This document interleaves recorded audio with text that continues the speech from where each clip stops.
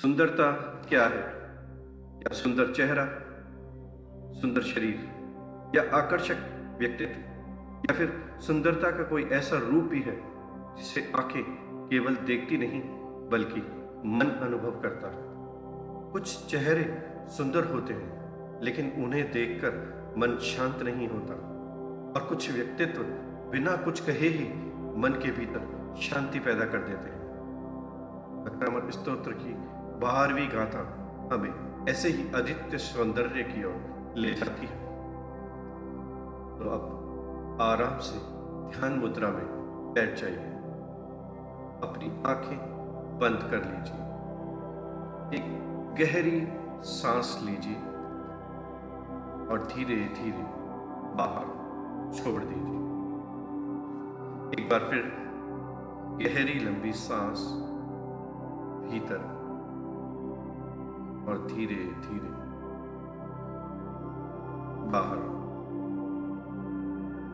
अपने शरीर को सहज छोड़ दीजिए।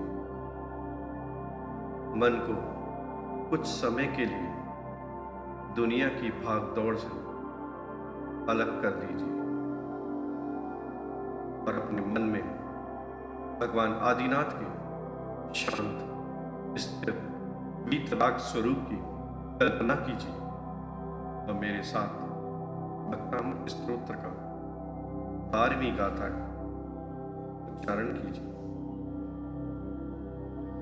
यह शांत राग रुचि भी परमाणु भी स्वं निर्मापितस्त्रिभुवनैकललाम्बभूते तावन्त एव खलु ते प्रणव पृथिव्यं यत्तै समानमपरं नहि रूपमस्ति।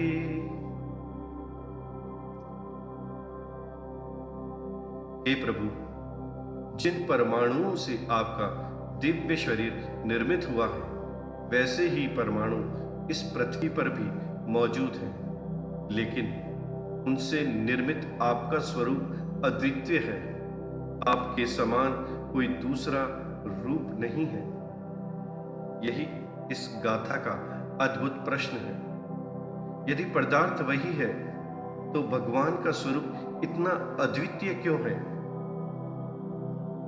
यहीं से इस गाथा का आध्यात्मिक रहस्य शुरू होता है। भगवान की सुंदरता केवल शरीर की सुंदरता नहीं है, वह सुंदरता है वीतरागता की, जहां क्रोध नहीं, अहंकार नहीं, लोभ नहीं, ईर्ष्या नहीं, मोह नहीं और किसी को जीतने की इच्छा भी नहीं। एक ऐसा व्यक्तित्व जो भीतर से इतना शांत हो गया है कि उसकी शांति दूसरों तक भी पहुंचती है।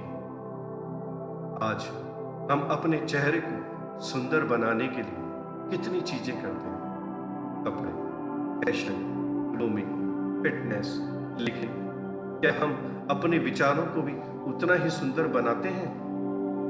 चेहरा कुछ समय के लिए आकर्षित कर सकता है, लेकिन व्यवहार व्यक्ति को लंबे समय तक यादगार बनाता है। यदि हमारे शब्दों में विनम्रता हो, व्यवहार में करुणा हो और निर्णयों में विवेक हो, तो कठिन परिस्थितियों में भी मन में समता बनी रहती है। यही वास्तविक व्यक्तित्व सौंदर्य है। हर व्यक्ति दुनिया में किसी न किसी से अपनी तुलना करता है। मैं उससे अधिक सुंदर क्यों नहीं? मैं उससे अधिक सफल क्यों नहीं? मेरे पास उसके जितना धन क्यों नहीं? लेकिन गाथा 12 हमें तुलना से बाहर निकालती है। भगवान आदिनाथ का स्वरूप हमें यह प्रेरणा देता है कि दूसरों जैसा बनने की कोशिश मत कीजिए। अपने भीतर अपने श्रेष्ठ गुणों को जागृत कीजिए, क्योंकि वास्तविक विशिष्टता तुलना से नहीं, आत्मशुद्धि से आती है। अब अपने ध्यान को भगवान आदिनाथ के शांत स्वरूप पर स्थिर करें।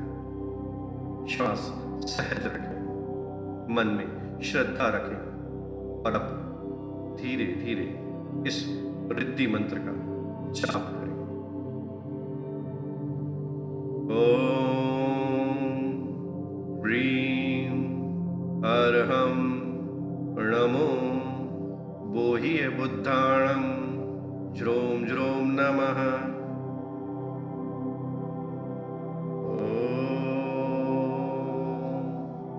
ह्रीं अर्हं नमो बोहिए बुद्धाणं ज्रों ज्रों नमः।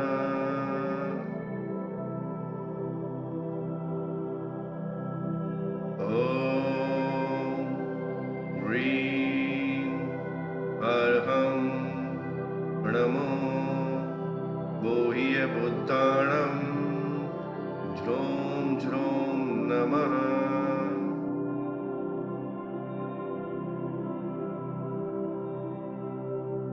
अब कुछ क्षण के लिए केवल शांति को अनुभव करें। कल्पना कीजिए भगवान आदिनाथ आपके सामने विराजमान है। उनके चेहरे पर पूर्ण शांति है। कोई तनाव नहीं, कोई क्रोध नहीं, कोई अपेक्षा नहीं, कोई शिकायत नहीं। उस शांति को अपने भीतर उतरता हुआ अनुभव करें।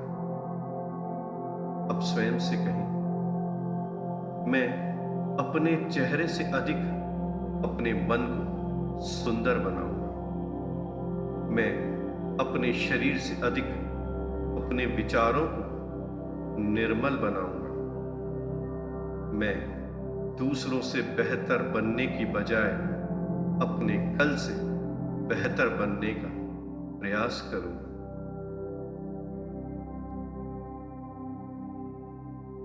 अब आज का संकल्प लें। आज से मैं अपने बाहरी रूप की देखभाल के साथ अपने भीतर की सुंदरता पर भी ध्यान दूंगा।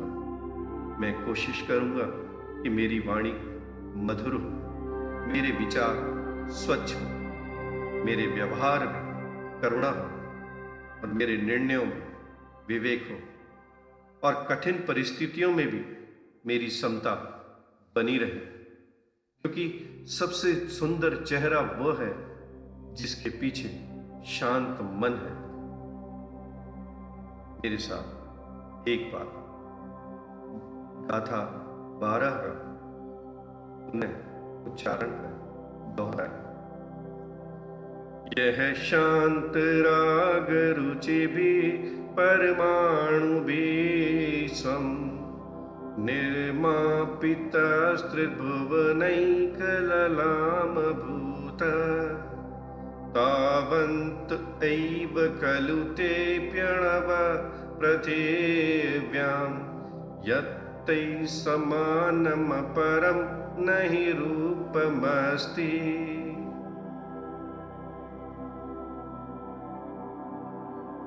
दुनिया में सुंदर चेहरे बहुत हैं, लेकिन शांत आत्मा दुर्लभ है।